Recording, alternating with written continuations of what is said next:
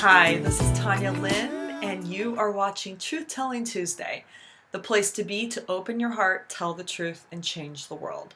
In today's topic, we're going to talk about how to make an effective invitation.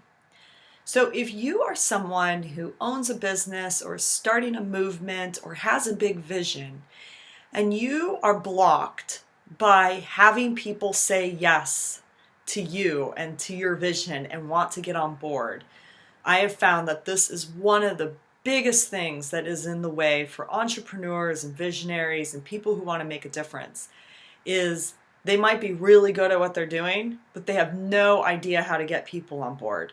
So that's what we're going to talk about today. So the context is last night I had my final sistership circle in San Diego. So it's a 12-week program. We're on week 12.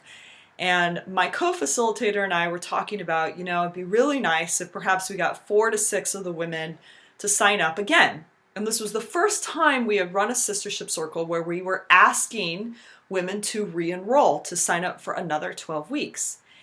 And, it felt really vulnerable. And so we were, thinking, well, maybe we'll just make a light offer and, just a very soft invitation. And what I really realized was that I had to be the invitation. So it wasn't so much about what I was saying, but who I was being as a magnetic force of attraction. What were going to have people be drawn in to really want to go there with me. And so that really, it was about me tapping into my heart space and speaking from my desires, my inspiration, and tapping into the collective of what they're wanting. So the first thing that I did was I was really the space of listening.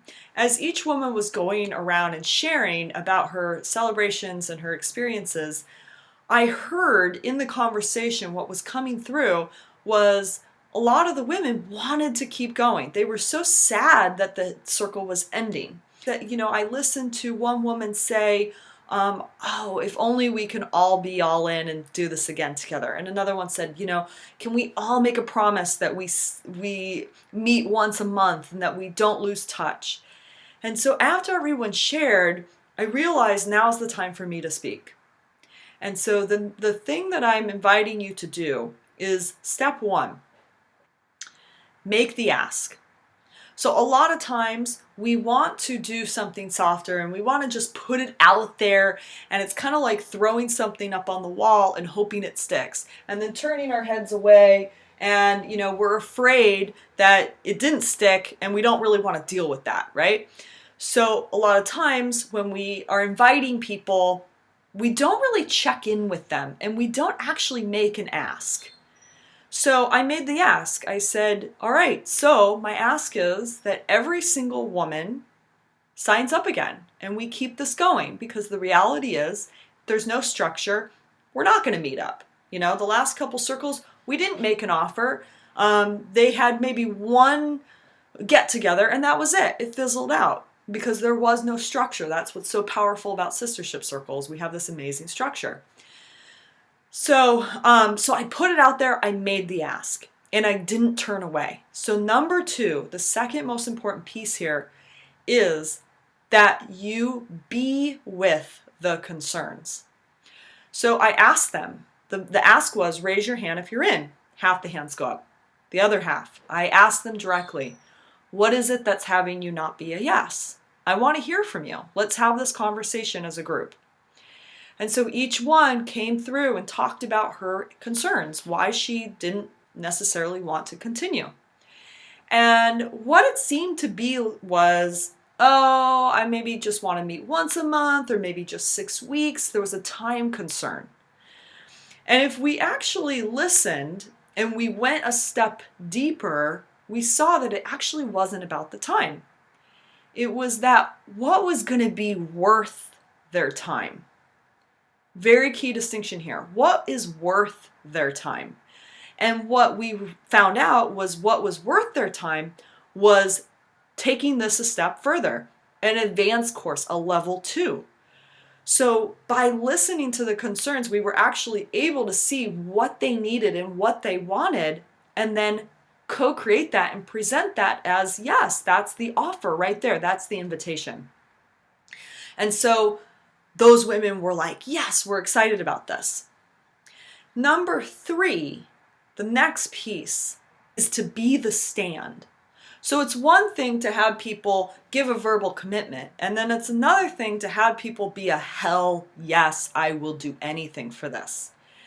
And by being the stand, I had to look at who am I being again?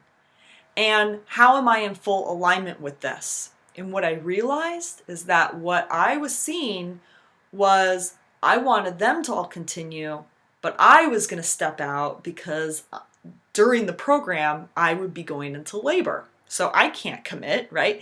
So this whole time concern was actually my concern that I wouldn't actually be able to commit. So when I let that go and I realized that I want level 2, I want to continue with these women, I'm going to get value, I was enrolled, I was inspired, and I can now be a stand that, hell yes, I'm in, we're all in, and we're all going to do this together. And it was so powerful what happened as the energy just rose up in the room. And everyone was so excited. And I said to the group, I'm letting go of figuring this out. And like, you know what? Whatever happens when my baby comes, it's figure outable. We'll be able to make it work. Each one of us will be able to make it work if we're inspired by what we're doing here. So back to you. What has been missing for you when you are asking people to be part of what you're doing? What perhaps have you left out?